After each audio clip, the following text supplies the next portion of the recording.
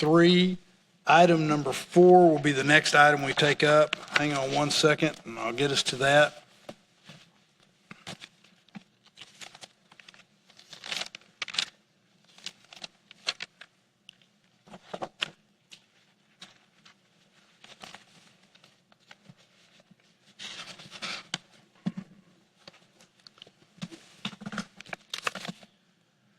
Members, item number 4 relates to a passage of an ordinance to create a comprehensive efficiency assessment. And a couple things, I won't talk, I've said a lot about it and put a lot on out there on this, but let me mention a couple of things before we begin the discussion and on this.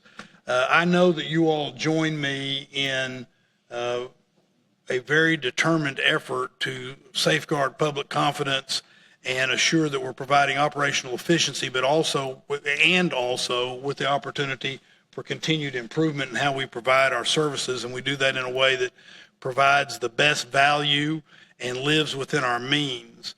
What this is intended to do is put us in a situation to do that.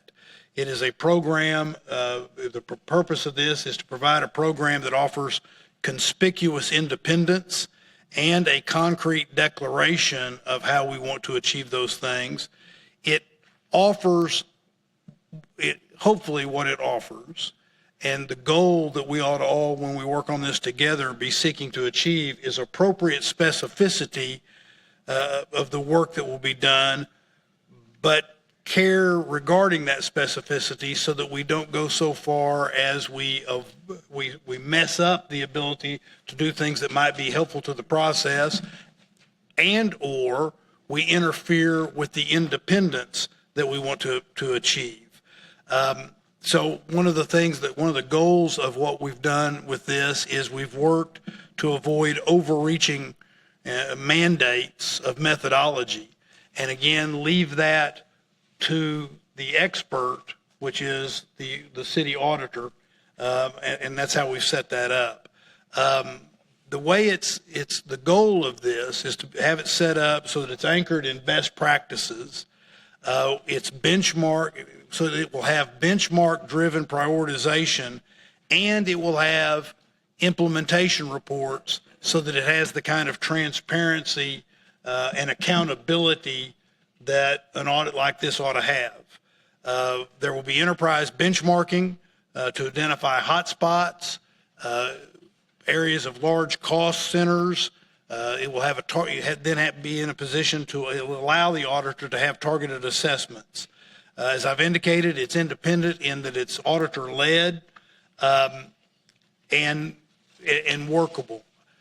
The ordinance that you have in front, the proposed ordinance that you have in front of you, is one that was drafted with the help of the manager's office, finance, the auditor's office certainly, and legal to get us to this point.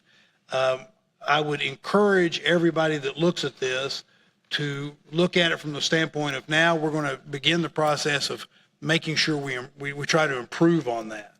The timeline that we're looking at is, I wanted to lay it out at this meeting so that we could have the first discussion so that we would be in a position to have at least 2 work sessions between now and the time we might vote on this. The earliest vote would be the February 5th meeting.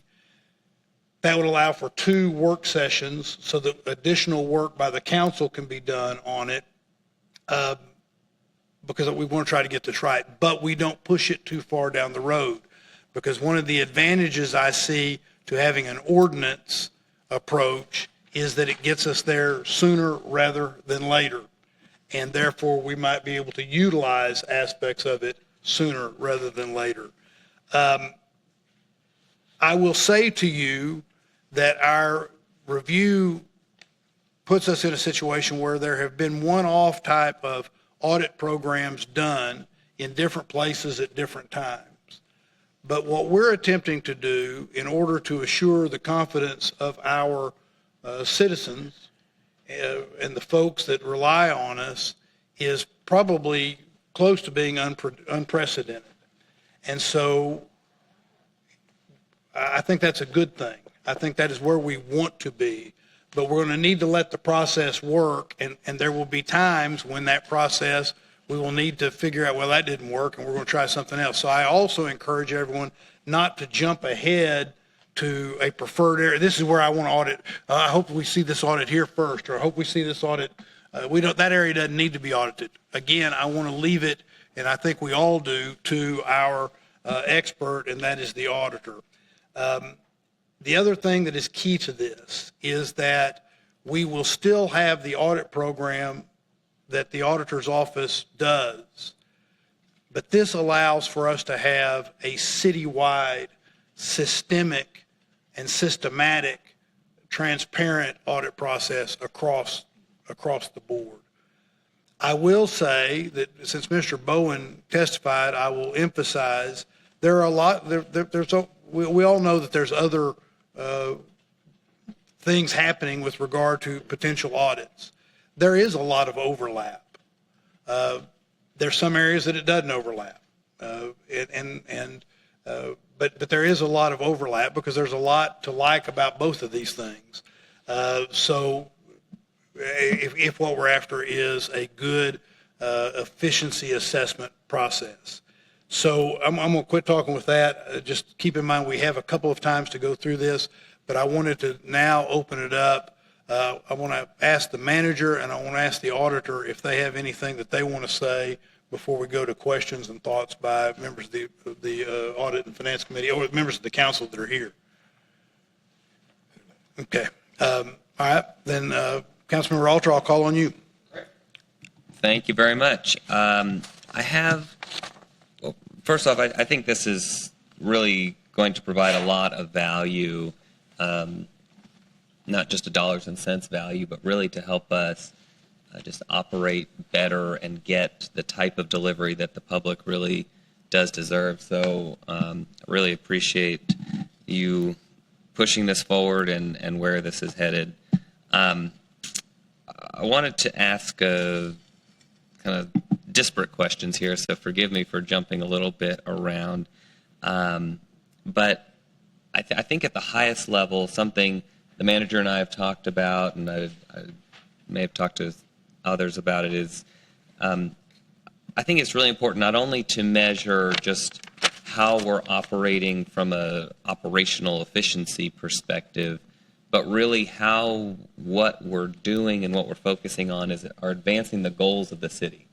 Right? We could be doing a really good job of, let's just, say putting in speed bumps. But if our high goal is to put in pedestrian beacons, right? Like we're not advancing the goals of the city. And so what I want to make sure, and I'm curious from the auditor's perspective as you understand this, we have our strategic plan and we've set forth a number of goals within that and measurable goals within that. Do you see within this that you would be looking to not only is the Parks Department well organized and operating efficiently, but the work they're doing is advancing the goals that have been set forth by the council and management? Jason Hadavi, City Auditor. It's a complicated question. I think that there will be degrees to which the assessment can address what you're talking about. I don't think that a project that goes across the entire organization, the city is a large, complex organization.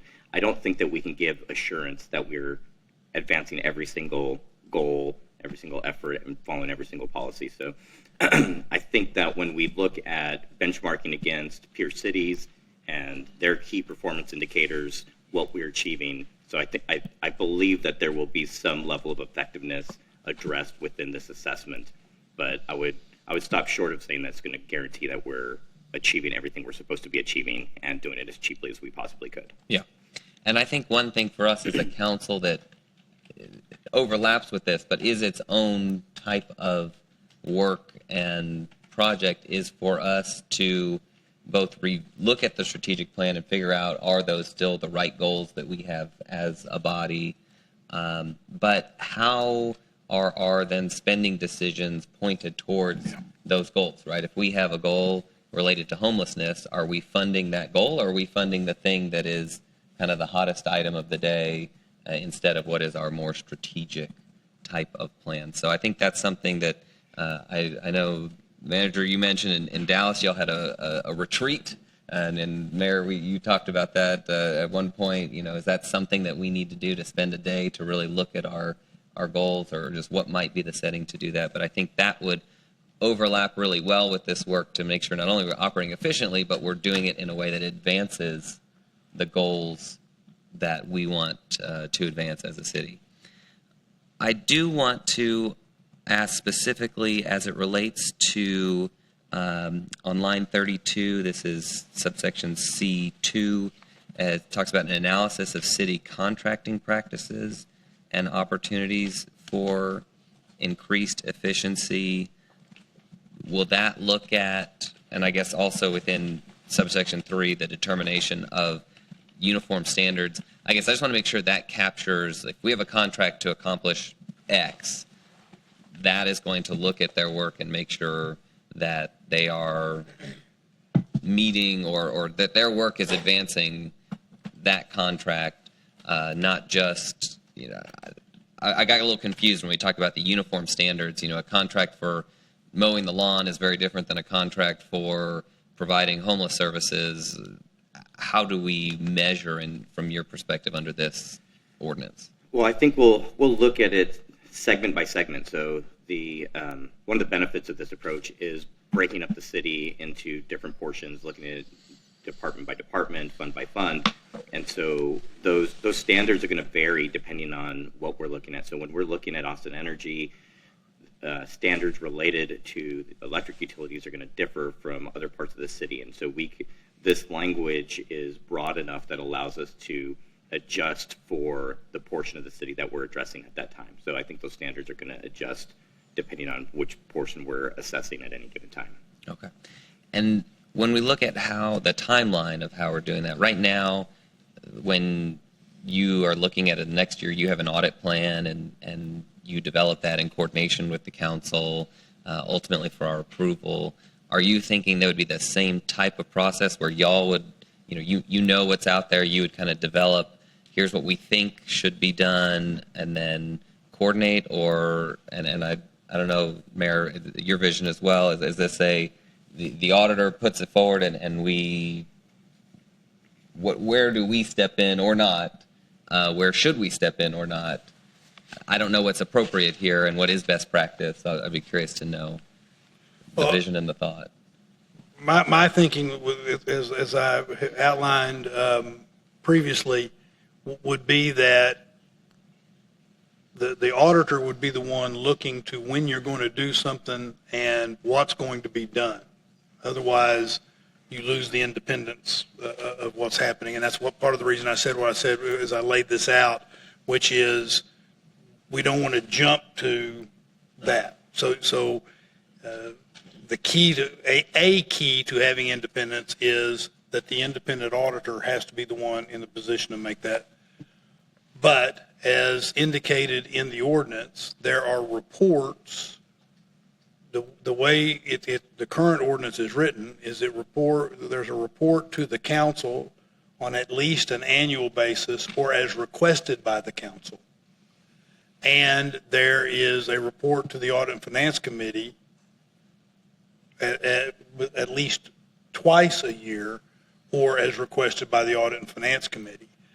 So what that does is that allows for some oversight, and if we have questions about how something's being done or what's being done, we're in a position to talk about that.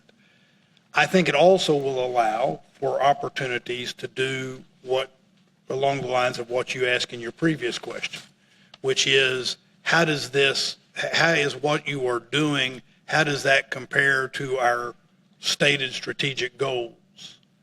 It will also, that'll be obviously one of the questions, I think. You use a word frequently that I think is a good word for how we want to approach it, and that's effectiveness, which is different from efficiency. I mean, I can argue that's different from efficiency, but I think that's what you're looking for. And I think that creates the opportunity for us to be asking the questions, are we being effective? That also, importantly, I think, allows, and I think both this and the proposed charter provision, all this, will always allow for the council to say, okay, yeah, I mean, like kind of like the discussion we've just had about software, right? Okay, that you've come back and you've shown us, and we do this, by the way, with the audits that they currently do on the specific items that we bring up. They come back and they say, you could save money if you do this. But what it doesn't do is it doesn't provide the service we want. And so we make a decision about that. And I think that would be a role that ultimately plays that. Now, we're going to have to be responsive to the constituents. I mean, part of the value of having a review like this or an assessment like this is that, and then we're going to talk about that here in a minute when we get to the decision tree, you actually have the data and discussion about specific items. You may make different decisions based upon that, and that will mean you need to be responsive to the constituents that may say, well, I just want it to be based upon something rote. But the process is set up, I think, with the auditor being independent to pick, choose, talk about how it's going to be done, the manager and the manager's office cooperating, and the council being there to look at how it's going as it goes along and with input about effectiveness and including the cost benefit, I guess would be the way I'd say it. I'll say one other thing about that is the ordinance is specifically written, and I want to say this very clearly, so that the manager is in a position to make changes without the need of an audit and without having to wait on an audit. I worry a great deal about that, as I think the manager probably does too, which is that the manager is doing a lot of important things right now and really good things that we want to do, but we don't need to wait. He needs to manage, and he needs to be allowed to manage. The audit needs to be to help with that, not to get in the way. Yep. And as we look at that schedule, I'm curious from your practice with our previous audits, I think about if we're looking at, let's just take the Parks Department, it takes, however long that's going to take, maybe a year from the review to putting the document together to then presenting, and here are the proposed changes. And then how long have you experienced from your audits for departments to really implement those changes? And walk him through what we've talked about in terms of the time to implement, which Sure. is by the way, which is also one of the concerns by comparison to other proposals. We've tried to build some of that into this. That's a very important question. Sure. So I'll start with the recommendations. The time to implement varies pretty significantly, and not even department by department, but recommendation to recommendation. Sometimes we're issuing recommendations that are pretty big lifts. They're heavy lifting. And other times, like we saw in speed reduction today, the recommendations were not that heavy because the department they're pretty far along. They're doing a really good job, and so these were small changes to make. So it's going to vary pretty significantly.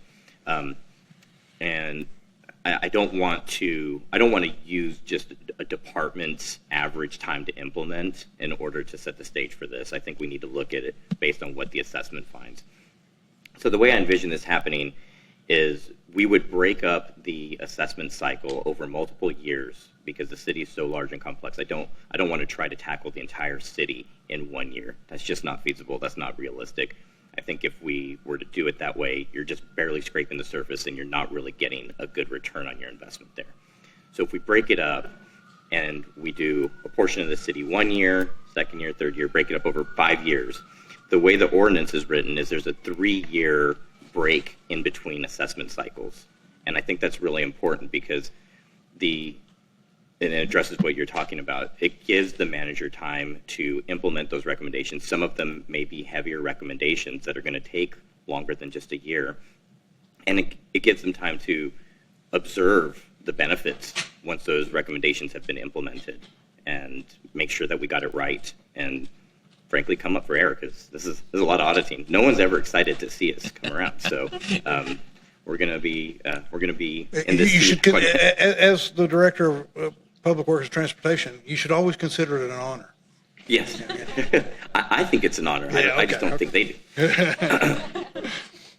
Absolutely, and as you talked about kind of that cycle, I'm curious from your perspective if 3 years is enough. Like if we have 1 year of auditing, 1 year of implementation, is 1 year of observation to know if that worked, is that enough time? Should we be thinking, 4 years? I just want to make sure we're not auditing a department who's just finally implemented our changes and we have no clue if those changes are working. Totally understand, and I think that's going to be determined by this. I think we're going to learn a lot of lessons along the way, and excuse me. One of the things I'm committed to is ensuring that we use good professional judgment in how we move about this. So you talked about where to start. One of the big variables is where are we already making changes? The managers started a shared services optimization improvement. So they're doing a lot of work. I would not want to start with our internal services fund. It doesn't make sense. Let those changes take place, and then maybe in year 3 we come in and say, hey, they made this really efficient and there's not a lot for us to do here, and we can move on to something else. So I want to, the ordinance talks about collaboration between the manager and the auditor and the external consultant. And so I don't want to step on his toes. I want to be able to go in and assess and make improvements and recommendations where appropriate. And so that target might move. We might learn things in year 1 that we say, you know what, we intended on doing this in year 2, but we're going to pivot because we just learned this lesson. Yep. And so I think that flexibility is really critical. Pivoting a little bit on the funding element of this, and we're trying to set up something that's going to hopefully outlive all of us, that's going to continue to improve upon itself for many years to come. Right now, the auditor's budget is included in the manager's proposed budget. You are not a department of the manager. Right? You are a direct report for a reason. The municipal court's a direct report for a reason that's set forth in the charter. And my understanding is, back in the city's history, your department was funded separately. You had your own kind of budget that you brought to council, and council approved it for that independence. And I am curious for the council to think about, I don't have a suggestion one way or the other today, but we are going to be talking about funding some of these audits and these reviews, and how your office may, whether we're doing, how much we can do internally, how much we do externally, the costs associated with that, the savings hopefully associated with that. But it can lead to some friction with your office and management of this city, and I'm not suggesting that the manager would somehow undercut. Way to start a fight. But I do think in terms of the long-term question of this, should there be some level of separation between your budget and the general city budget? And I just wanted to think about that moving forward. And if you have any comments. I haven't seen a need for that. I've been handling our budget for a long time. That was something that Corey didn't want to deal with, so it's been my responsibility well before I was city auditor. I've got a great relationship with Carrie, and so we've never had an issue there. We've got a line item in there for when we have to hire an external investigator, and that's that would be for city management, and we've got that money. We haven't had any issues, so I haven't asked for anything that we haven't gotten, and it's been a productive relationship, and I would expect that to continue. I think Councilmember Alter was offering part of his budget. I was going to bring it back to the I did last time. I gave y'all a little bit of my budget for this purpose. That is a solution. Anything that you guys save could come directly to the auditors for safekeeping, and then we could move forward. Absolutely. Mr. Van Eno, you've taken a seat. It looks like you want to say something. Yeah, thank you, Mayor. Ed Van Eno, Chief Financial Officer, and I was here when at times when there was a lot more tension regarding the budget for the city auditor and the city manager. under our charter, the city manager is required to recommend a budget to city council, and that's what staff, the city manager and staff have always worked on and have always and that includes the city auditor's budget, even though the city auditor doesn't report to the manager. It includes the budget for the municipal court, even though the clerk and the judges don't report to the city manager. He is by charter required to make a recommendation to you. The level of the budget for the auditor is always in council's hands to adjust as they see fit. Yeah.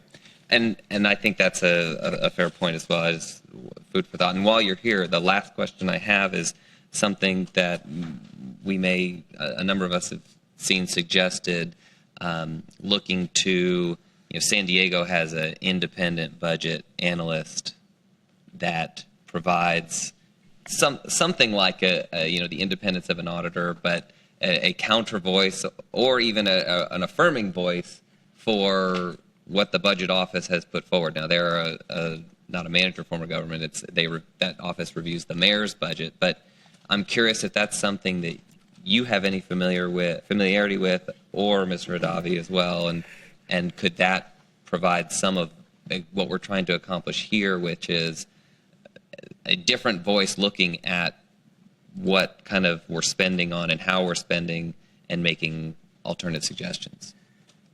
And I do. I was living in San Diego when they changed their form of government from strong mayor from a council manager form of government to strong mayor. And it was with that change in government that they brought in the independent auditor. That was in 2008. And I know that because I considered applying for the job, but I ended up here in Austin instead. And I'm happy that I did. But I think, if you look at what they did, and it's not uncommon to see a structure like that in a strong mayor form of government, where the mayor is responsible for presenting the budget to the city council, and then the city council, they want to have their own professional staff who can provide recommendations relative, because there's a kind of a disconnect between the power that the mayor has and the power that the council has in that form of government. Here that's the job of the city manager, is to make sure you have an objective view of the budget. That's just my thoughts on that. I've never seen anything like that in a strong mayor or city manager form of government. That's it. Thank you, Councilmember Alter. Councilmember Fuentes, followed by Councilmember Lane. Thank you.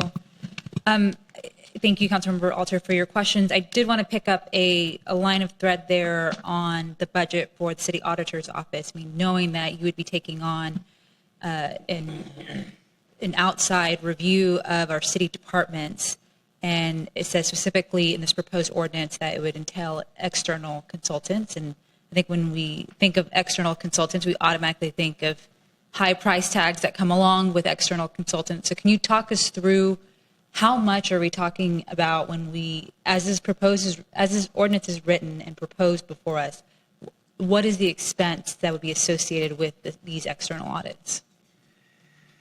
Yeah, I can't really say. We don't know that yet. This is, as the mayor pointed out, this is unprecedented. There's been some organization-wide reviews in other cities, but nothing like this before. So I can't really speculate as to if we went out for bid, what those bids would look like.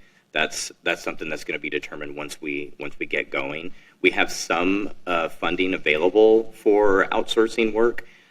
Whether or not that's sufficient or not, we'll find that out once we start soliciting the bids. I'm a little uncomfortable because in a way we vote on this ordinance and it's kind of like a blank check. It's saying, okay, city manager and city auditor go out and set forth on these external assessments. I would like some sort of financial understanding of what the impact would be to the city. And so if there's a way that staff could compile a reference, a recommendation, how it would impact our most immediate fiscal year, because this ordinance will take effect. When is this coming before council? Well, the goal has been February 5th. 5th, okay. So it would have an impact to this year's fiscal year budget, Yes. and then a proposal for next year. Okay. The other question I have is, manager, just wanted to see if you could lend your thoughts on this proposed ordinance. You have laid out a four-prong approach that you're taking in optimizing city services and going through a variety of assessments within the city. One that's top of mind and pressing for me is the social services reset. So I just wanted to see from your perspective, how does this ordinance that's focused on the external assessment of city departments, how does that fit into what you have laid out? Thank you, Councilwoman, and I appreciate the discussion as well as Jason's comments and thoughts around kind of how we go forward.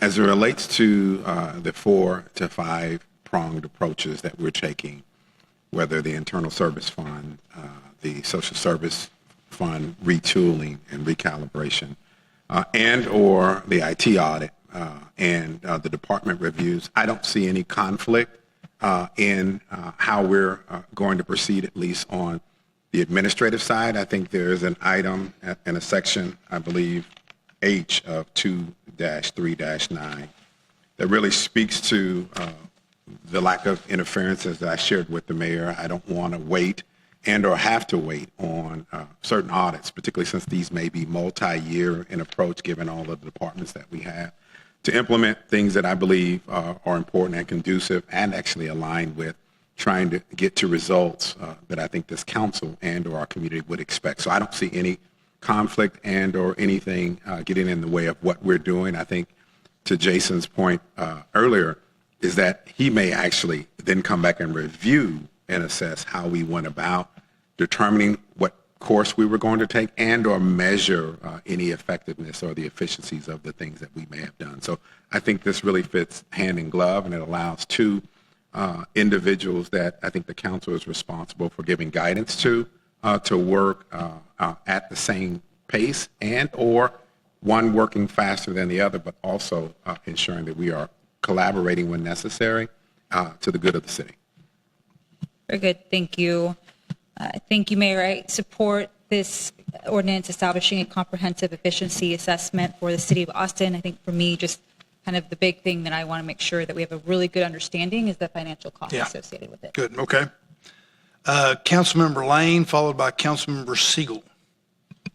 Thank you. I want to take Councilmember Fuentes' first question and take it even a step further. I'm not sure if this is a question for you, Jason, or for our city manager, but I would find it extremely helpful if it's possible to see, fine to have it in follow-up after this meeting, preferably at least a couple days before it comes to council, see some sort of a cost estimate for full implementation as proposed versus the scope contemplated in the charter language. So that would be 2 different, cost estimates. And then I personally would also welcome, if you find it desirable to share it with us, a single additional cost data point on what a scaled back or spread out proposal would look like. Because I don't know where these cost figures are going to come in, so I don't really know how important it would be to know what Plan B would be around my thinking. Is that something that is possible to provide prior to the next when it comes to council? We can certainly do some research on potential cost estimates. I have a little bit of hesitation with it because if we're talking about where we think this might fall, then we might be setting a benchmark at a dollar point that we could have gotten quotes lower than that had we not put that dollar amount out there. So that is one caveat with the cost estimates of the ordinance. You mentioned the cost of the scope in the charter. I don't know that I could come up with that because if I'm not mistaken, the petition for the charter amendment has a provision that the consultant will continue doing an assessment until they've identified sufficient savings to pay for the assessment. It's not quite that. It is a commitment that they would have to commit that they find more savings than the cost of what they're doing. Right. And you might comment on what that means. And that's a concerning piece of language to me because that could mean an assessment in perpetuity if they're identifying savings that never exceed the cost of the work that they're doing. And so what it looks like in 1 year, it may not be a significant amount, but then the way that it's worded is they're going to continue working and it never ends. So just to thank you, that was very helpful to put it right out there at this point. just to clarify a little bit, like I'm not looking at it'll be net will benefit from it, but what is the cost of securing that information? Because I imagine that as we get information from this proposal, we will also implement savings, I hope in excess of what we're spending, certainly. And I understand the challenges. I hear you on that. I think that this is a request that, much like many of the other things that are being requested in this policy, it's a different request than what we have fulfilled in the past, but it goes to the very foundation of what everyone is trying to accomplish, from those advocating for the charter amendment to all of us who support an but this comprehensive efficiency assessment approach.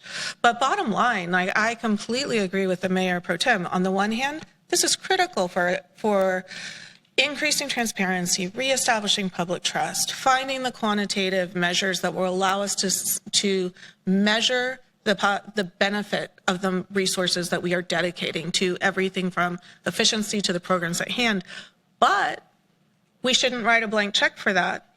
With this, as with our other departments, we need some sort of benchmark and measurement. And so, given how you have responded, I think I would request that my office has a briefing at least a couple weeks before it arrives at council. And keep in mind, we've purposefully done this so that we have a couple of opportunities for that. So we'll work and try to make sure everybody gets answers. That's a fundamental question. Everybody understands the need for that. So we'll work on that. Okay. And the reason I'm suggesting is because a conversation might illuminate some more of the thinking. So thank you. Thank you.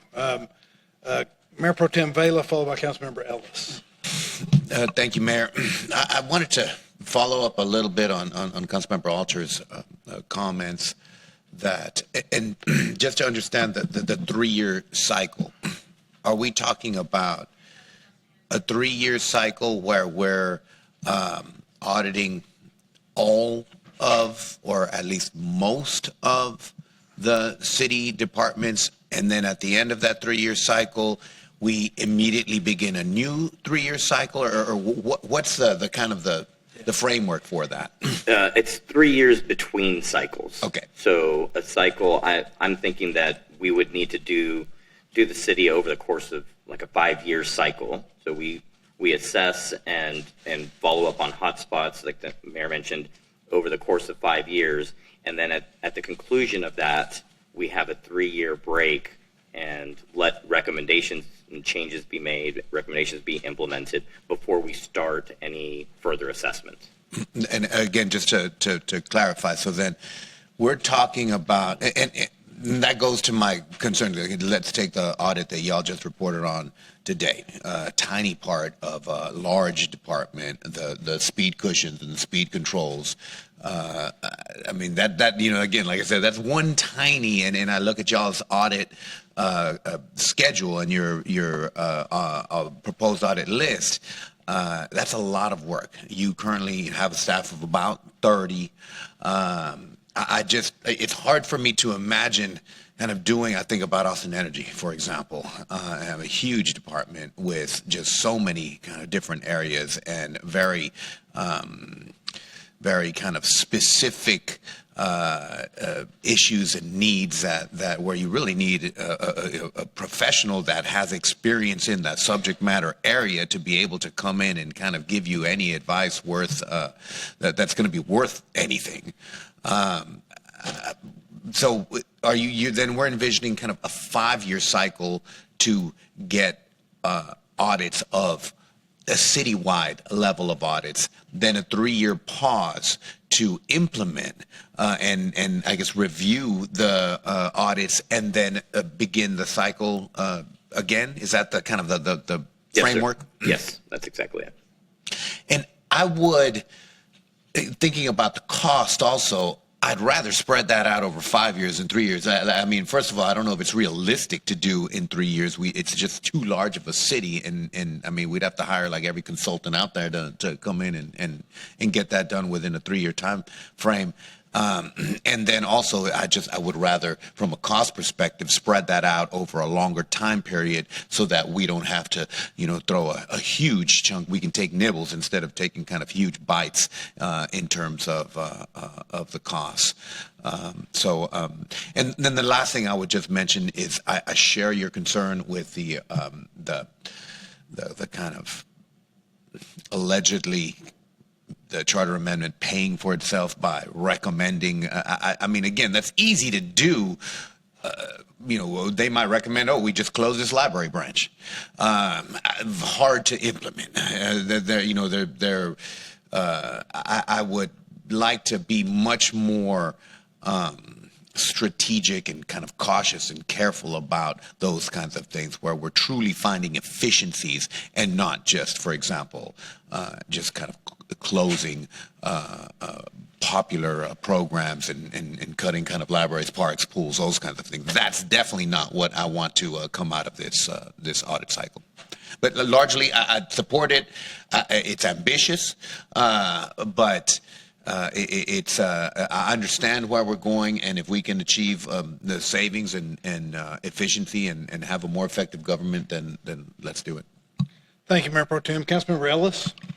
Thanks, Mayor. I'm not sure if this has been determined yet, but would love to at least further the conversation before we take a vote on the 5th.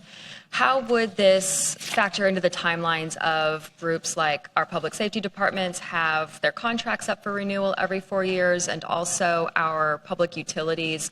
We do rate cases about every 5 years. How will this information help advise where they're performing really well or where perhaps some adjustments could be made as we approach those timelines? Those kinds of additional timelines and deadlines, milestones would be taken into consideration when we're meeting with the external consultant to decide where to start first. So if we knew that there was an upcoming milestone and we wanted to get an assessment done before then in order to inform decision makers going into that process, we could take that into consideration. That would be another variable in considering which portion of the city to assess next and how quickly we need to get that work done. That's helpful. And then my last question is going to be the difference between efficiency and effectiveness, trying to really balance the dollars spent versus how effective our departments are. There are some creativities that our leaders have been able to take throughout the years, and I want to make sure that we're not sacrificing a great result for our constituents as opposed to the cheapest result for our constituents.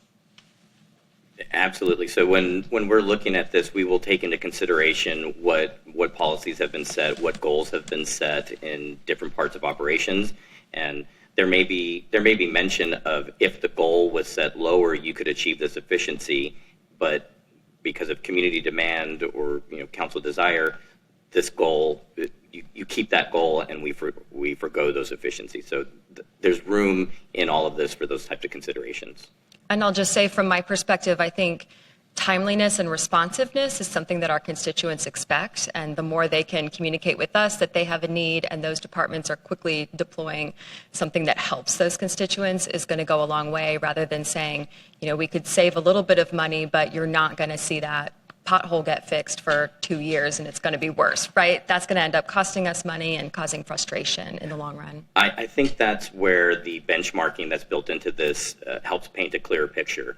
Maybe we're spending more on widgets in this department than our peer Texas cities, but we're also providing this service in a more effective fashion, or we're responding to citizen requests quicker, and so that's why we're spending more. It's where we're spending more and not achieving that level of service that we're aiming for that we would want to have some discussion about how to make changes. Thanks. Thanks, Councilmember. Good discussion, Councilmember. Councilmember Duchin, I'm sorry, please. Thank you, Mayor. First, I want to acknowledge the tremendous effort, or at least I assume that the mayor has poured into this for the last couple of weeks, and just generally our approach to address this with urgency and thoughtfulness and detail in terms of the conversation we're having right now. Since we raised this opportunity back in August, I know we've looked at a number of cities, how they've approached this kind of process. I know that from our conversation with Jason, he's looked at Sacramento and other places. We look closely at Houston. We've found that some cities even have specific teams that focus exclusively on kind of internal business process improvement and efficiency. And I just wanted to relay at the outset, I'm very hopeful that we can come to a solution that works for Austin and us and addresses the lion's share of community concerns and desires around this.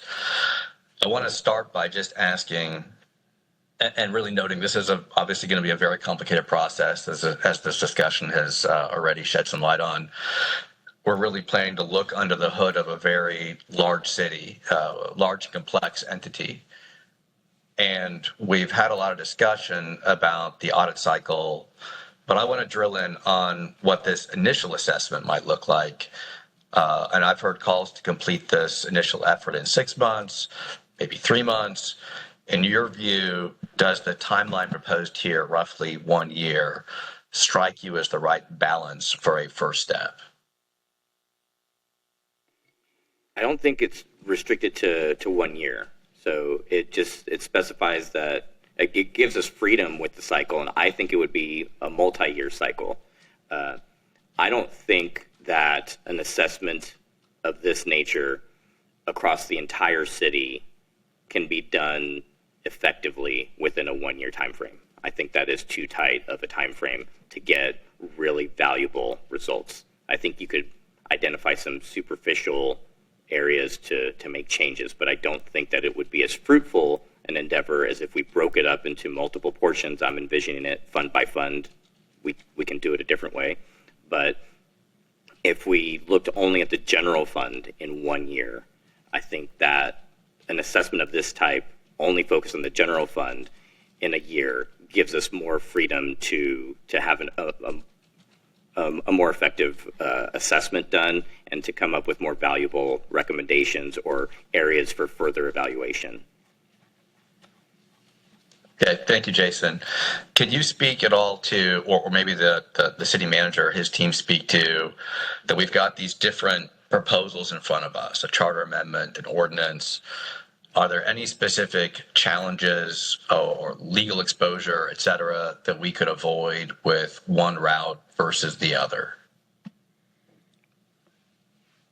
I don't know who wants to talk to that, but I'll speak a little bit to that, not with regard to the legal aspect of it, but a couple of things. One is the charter, and this is my position, but the charter is meant to be a framework for how government operates, not how government operates. Now, there are aspects to a charter that have more detail, but an ordinance, part of the advantage, I think, to having an ordinance over a charter provision is that the ordinance is more than a framework. It is how you are going to operate. And so we can put that in the detail and not have to worry about it being just as part of a framework. The second thing is that there are provisions in the way the charter, that charter amendment, there's a lot that I agree with in it, but one of the things that we've been talking about is this 1 year requirement.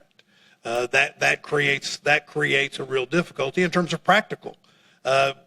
We might all like it to be done that quickly, and we might see that as a political advantage to say we're going to get it done that quickly, but I'm not sure it can be done as well as what we ought to be trying to achieve.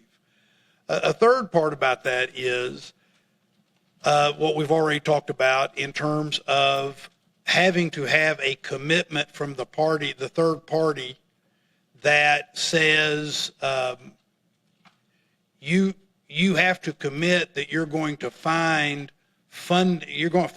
savings that cover your contract.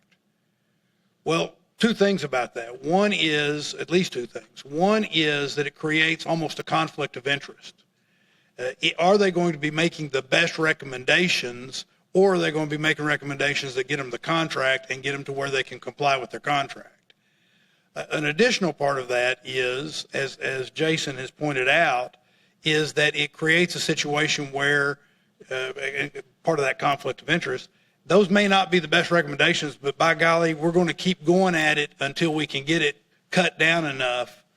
And then what happens under circumstances when you have the recommendations that are made and you're going into the next cycle and you've already done the things, what are you going to be doing now in order to meet that contract? So, and finally, I go all the way back to what Councilmember Alter was asking questions about, and that everybody, I think, is in agreement, is that there may be, and the Mayor Pro Tem also talked about it, there may be instances where you're not going to utilize those cuts because you've made a value judgment that spending a little bit of extra money gets you a better form of government.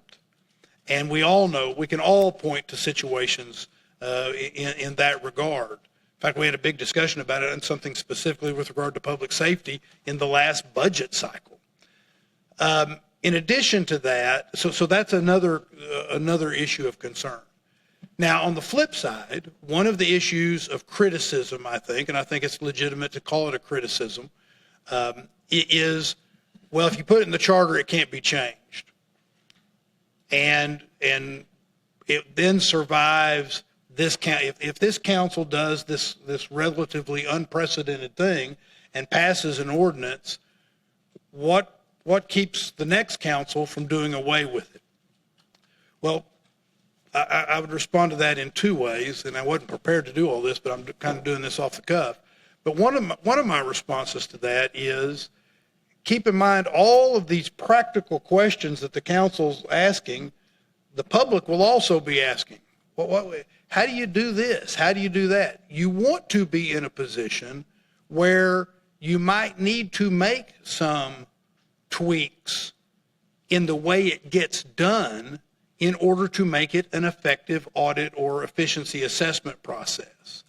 And so you don't want to have to go back to the voters every time in order to make practical fixes that the voters would want you to make.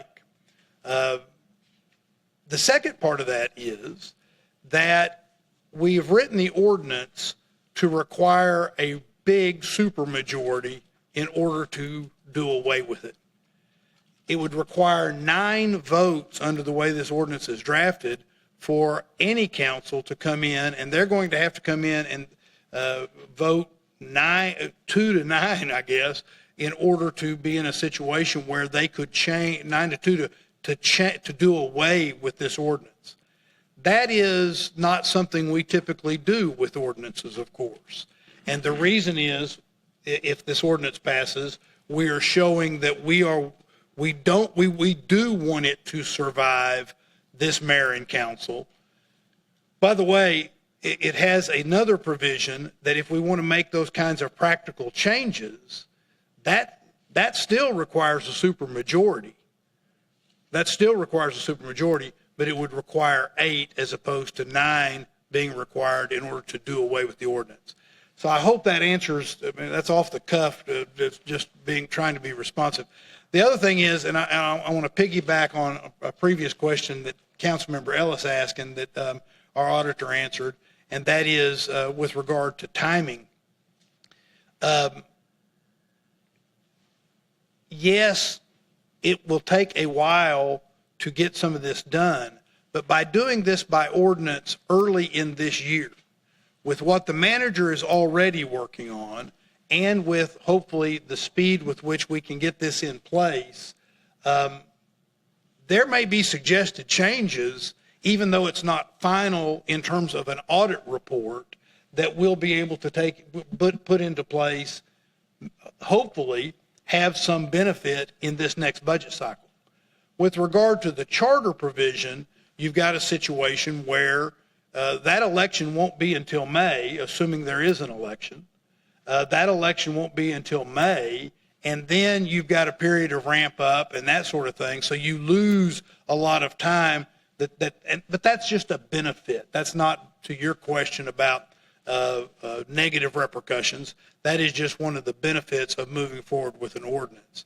The bottom line to it is, I think an ordinance as a function of government and day-to-day operation of government serves us better in these circumstances.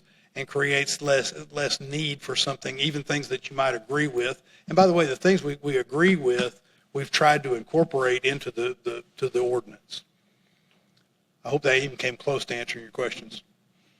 That did. That's great. That was what I was hoping you or somebody could outline, and you've actually addressed a couple of my other questions about the flexibility between the approaches and so on. So I want to then pivot to seeing if maybe Mr. Vaninu or Broadnax could maybe speak to what extent we can continue to the existing efforts that we've undertaken already, the forensic audits we do, the shared service decentralization of IT, and what can all this be done concurrently with conducting the efficiency audit? Thank you, Councilman. And I think I mentioned earlier that, yes, these actions and activities can be conducted concurrently. Quite frankly, the expectation and council's, I think, guidance helps me do that. My role is to ensure that our operations and the services we provide are provided in the most effective and efficient manner. And so that will continue, I think, as indicated in the memorandums that have been produced and shared that our finance and budget teams are working on. We're currently doing that, and we will continue to do that, when in fact this council adopts such a ordinance, and or as Jason and his team work to implement that, and the current audits that his team performs. We're always continually working to get better and provide the most for taxpayer resources that we receive. So nothing will inhibit us from doing that. Quite frankly, I look forward to working beside Jason and his team to ensure that as we're moving through our processes and making the changes, that we're getting it right, and someone is being able to document and share that with the public probably better than we can in an independent fashion. So again, nothing in this ordinance that would prohibit and slow us down. I don't know if you have more to add, Ed. I would only add that I don't view this any different than what we currently have with audits. The city auditor does audits across the city. City staff we don't sit on our hands waiting for the auditor to tell us what to do. We have internal audit functions, Austin Energy, Austin Water, the Financial Services Department. We're auditing payroll records and timekeeping records to make sure that our internal controls are being met and adhered to. So I view it as synergistic and don't see any conflict with city staff and management continuing to push for efficiencies and ways to cut costs at the same time that the auditor is bringing their perspective and expertise to the table. Okay, thank you for clarifying that, both of y'all. Last question, and this is to build on Councilmember Alter's question you raised earlier about the analysis of outcomes and uniform standards. It made me think about the other city audits that we've done, including the one shared today, the kind of recommendations that we get from those audits. My understanding is that these efficiency audits won't set the priorities, but instead measure, I guess, the department's capacity to meet those priorities effectively. And so, like, for example, the speed cushions versus sidewalks that might have come up earlier. And my understanding is that our goal as a council or as a city is to not merely produce more cushions or sidewalks, but to reduce pedestrian injuries and fatalities. And so I bring this up because as reviewing the other cities' efficiency studies, I noted that when we report KPIs, often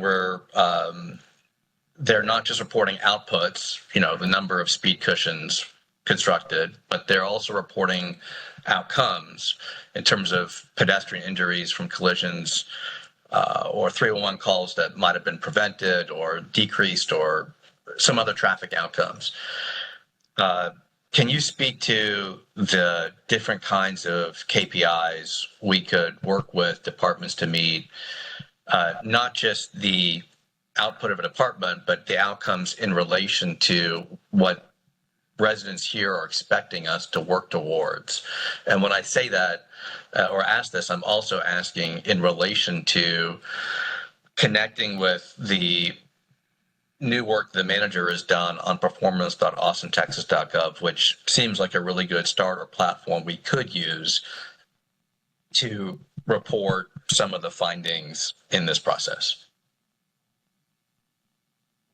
I'm sorry, I want to make sure I understand. So you're asking about how we could use this in order to report the KPIs that are coming out of the department?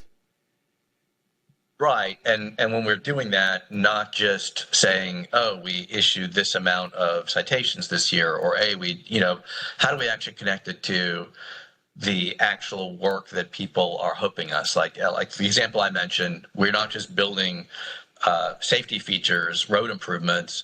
We're actually trying to bring down fatalities and vehicular wrecks.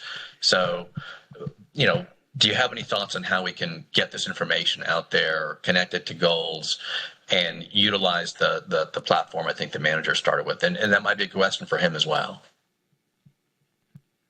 I guess I would start by saying the ordinance requires that I display the progress and the status of all of this in a public-facing format. And so what I'm envisioning is use of the open data portal. And there was a motion from Councilmember Alter during the budget process that talked about an efficiency dashboard. And so I'm picturing these things living next to each other under one umbrella. And as it relates to this ordinance, when the consultant goes in and does an assessment of any one portion of the city, it wouldn't just be the performance measures that we include as part of the budget process, but it would be taking into consideration what strategic plans are out there, what community plans and input, what council resolutions where you've set goals for them. All of that would be factored into that. So where we would want to connect those dots, I think to your point, that we're not just looking for how many speed cushions we can install, but how are we impacting traffic serious injuries and traffic-related fatalities. So all of that could be connected there, and comparing and contrasting how our metrics compare to peer cities across Texas and other states, and what those costs look like within Austin and in those peer cities. Thank you, Jason. If I can just piggyback on your answer, maybe I can ask you a slightly different question about this, which is, the manager started this site. It's got some KPIs on it. There's some missingness in the data, but it seems like a really healthy first effort. Can this efficiency study help us generate useful KPIs going forward to either supplement what you're talking about in the open data portal on performance at austin.gov, or can we use this to figure out what we need to be measuring? For sure. I think one of the things that would come up in the benchmarking is we might identify some metrics that every other city is using that we're not utilizing. I don't think that's a realistic situation. I think that there's going to be some differences, but to the degree that we're missing a certain aspect of a portion of city operations that other cities are utilizing and focused on, then I think this would highlight that. Okay, thank you.